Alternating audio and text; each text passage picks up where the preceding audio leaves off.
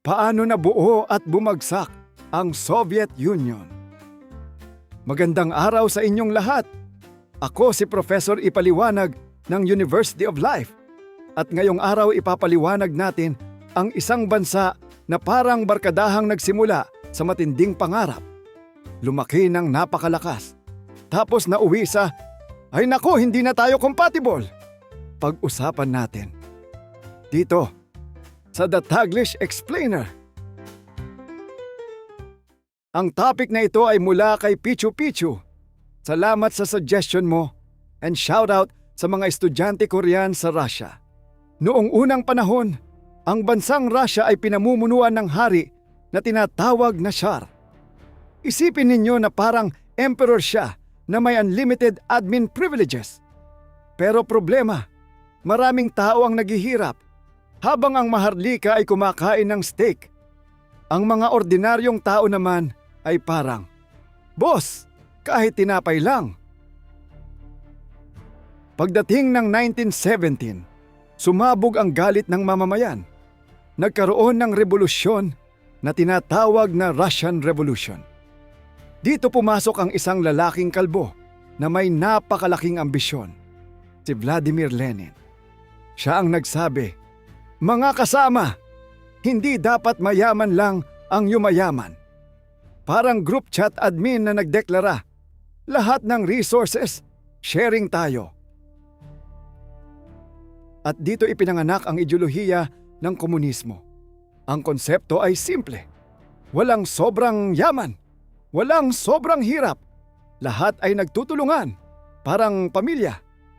Ang problema, alam naman natin minsan sa pamilya, may isang kapatid na masipag, may isang kapatid na laging tulog, at may isang kapatid na sasabihin, pahiram ng charger.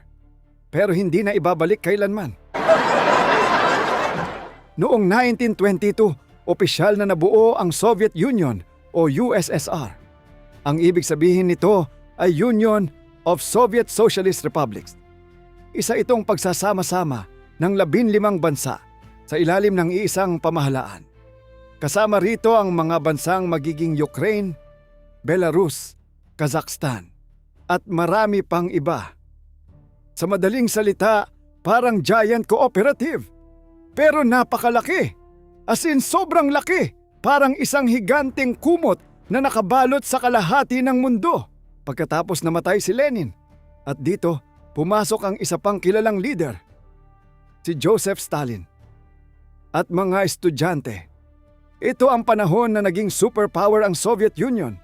Pero medyo scary kasi si Stalin ay parang terror professor. Kapag hindi ka sumang-ayon, tanggal ka.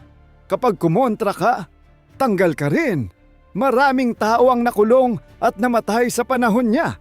Pero mabilis ding lumakas ang ekonomiya at industriya ng bansa. Parang prinsipal na sobrang istrikto, pero napakataas ng passing rate.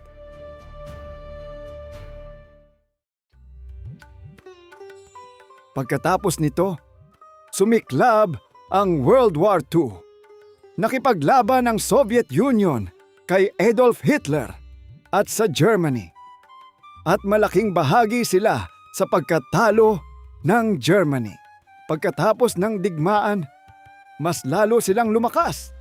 At dito nagsimula ang isa pang malaking kompetisyon, ang Cold War. Hindi ito laban ng aircon. Ito ay tensyon sa pagitan ng Soviet Union at United States. Parang dalawang honor students na parehong gustong maging valedictorian. Hindi sila direktang nagdigmaan, pero nagpaligsahan sila sa lahat. Sa armas, sa teknolohiya, sa impluensya, at kahit sa kalawakan. Noong 1957, nauna pa nga ang Soviet Union magpadala ng satellite na tinatawag na Sputnik 1. At noong 1961, si Yuri Gagarin ang naging unang taong nakalipad sa kalawakan. Imagine ninyo, habang ang ibang tao ay nag-aaway kung sino ang maghuhugas ng pinggan, ang Soviet Union ay literal nang lumilipad sa outer space. Pero unti-unting nagsimulang lumitaw ang problema. Una, masyadong sentralisado ang ekonomiya. Ang gobyerno ang nagdidikta ng lahat. Kung ilang sapatos ang gagawin, kung ilang sasakyan ang ipoproduce, kung ilang tinapay ang lulutuin. Parang isang nanay na kontrolado, pati toothbrush ng buong pamilya. Ang problema, kapag nagkamali ang desisyon ng gobyerno, lahat damay. Pangalawa, bumagal ang ekonomiya. Pangatlo, napakamahal ng military spending. Sobrang laki ng ginagastos nila sa armas. Parang empleyadong minimum wage pero bumili ng 10 gaming PC. Dumating ang bagong leader, si Mikhail Gorbachev. Sinubukan niyang ayusin ang sistema. Nagpatupad siya ng 2 sikat na programa. Glasnost, ibig sabihin openness, at perestroika. Ibig sabihin restructuring. Parang bagong manager na nagsabi, "Guys, magbago na tayo!" Ang problema, minsan kapag binuksan mo ang matagal ng sirang cabinet, mas marami kang makikitang problema. Biglang naging mas malaya ang mga tao na magsalita. Mas nakita nila ang kahinaan ng gobyerno. At unti-unting gusto ng ibang bansa sa loob ng Soviet Union na humiwalay. Parang barkadang 15 katao na nagsimulang magsabi ng, "Alam mo, gusto ko nang mag-solo." Noong 1991, tuluyan nang bumagsak ang Soviet Union. Nagkanya-kanya na ang 15 republika at muling naging hiwalay na mga bansa. Ang mga ito, ang Russia ang naging pinakamalaki at itinuturing na pangunahing tagapagmana ng Soviet Union. At doon natapos ang isa sa pinakamakapangyarihang bansa sa kasaysayan. Imagine ninyo, mula sa pagiging superpower na uwi sa breakup. At iyon, ang patunay na hindi sapat ang lakas, dami ng armas o laki ng teritoryo. Kapag nahirapan ang ekonomiya, nawalan ng tiwala ang mga tao. Kahit ang pinakamalaking imperyo ay pwedeng bumagsak. Ang Soviet Union ay nabuo noong 1922 matapos ang Russian Revolution sa pangunguna ni Lenin. Isa itong pagsasama-sama ng 15 bansa sa ilalim ng komunismo. Lumakas ito ng husto sa panahon ni Stalin at naging isa sa 2 pinakamakapangyarihang bansa sa mundo kasabay ng United States sa panahon ng Cold War.